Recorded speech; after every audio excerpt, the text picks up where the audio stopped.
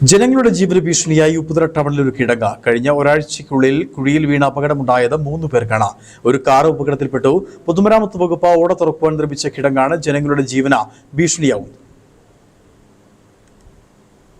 കഴിഞ്ഞ പഞ്ചായത്ത് തിരഞ്ഞെടുപ്പിന് മുമ്പായി ഉപ്പുതറ കാക്കത്തോട് റോഡിലെ ഓട തുറക്കാൻ പൊതുമരാമത്ത് വകുപ്പ് നടപടി സ്വീകരിച്ചിരുന്നു. ഉപ്പുതറ വളകോട് റോഡിലെ കൊടുമ്പളവിലാണ് ഓട അടഞ്ഞു കിടന്നിരുന്നത്. സ്ലാബിന്റെ പണികൾ പൂർത്തിയാക്കി കരാറുകാരൻ പോയി. എന്നാൽ ഓടയുടെ തുടർന്നു വന്ന ഭാഗത്ത് മണ്ണ് കൂടിക്കിടന്നിരുന്നു. അന്നത്തെ ടൗൺ വാർഡ് മെമ്പർ നാട്ടുകാരുടെ സഹായത്തോടെ JCB ഉപയോഗിച്ച് മണ്ണ് നീക്കം ചെയ്തു. ഇതോടെ ഇവിടെ അപകടാവസ്ഥയും ഉണ്ടായി. മണ്ണ് കൂടിക്കിടന്നതിനാൽ ഓടയിലൂടെ ഒഴുകിയെത്തുന്ന വെള്ളം ഒഴുകിപ്പോകുന്നതിന് മണ്ണ് തടസ്സമായി നിന്നിരുന്നു. ഗ്രാമപഞ്ചായത്ത് അംഗം സദ് ത്തോടെ മണ്ണ് നീക്കം ചെയ്ത് ഓട തെളിച്ചത്. ഇപ്പോൾ ഇത് വിനയായി മാറിയിരിക്കുകയാണ്. കൊടുമ്പളവിൽ 2 വാഹനങ്ങൾ വന്നാൽ വാഹനം ഓടയോട് ചേർന്നാണ് കടന്നു പോകുന്നത്. ഈ സമയം നടന്നു വരുന്നവർ ഓടയിൽ വീണത് തന്നെ. കഴിഞ്ഞ ഒരാഴ്ചക്കുള്ളിൽ ഒരു വയോധികനും ഒരു ചുമട്ടുതൊഴിലാളിയും ഒരു വിദ്യാർത്ഥിയും കിടങ്ങിൽ വീണ് അപകടമുണ്ടായി. എതിരെ വന്ന വാഹനത്തിന് സൈഡ് കൊടുത്ത ഒരു കാറും കിടങ്ങിൽ അപകടത്തിൽപ്പെട്ടു.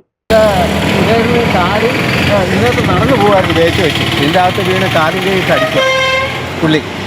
ഞങ്ങളെല്ലാം ഓടി വന്നപ്പോഴത്തേക്ക് ഇവിടെ ഓട്ടോക്കാരൻ ഞങ്ങൾ 3-4 വലിച്ച് കയറ്റിയത്. ഒരു 10-70 പൈസ മിച്ചം കാണും പുള്ളിക്ക്. റേഷൻ വാങ്ങിക്കാൻ പോയതാണ്.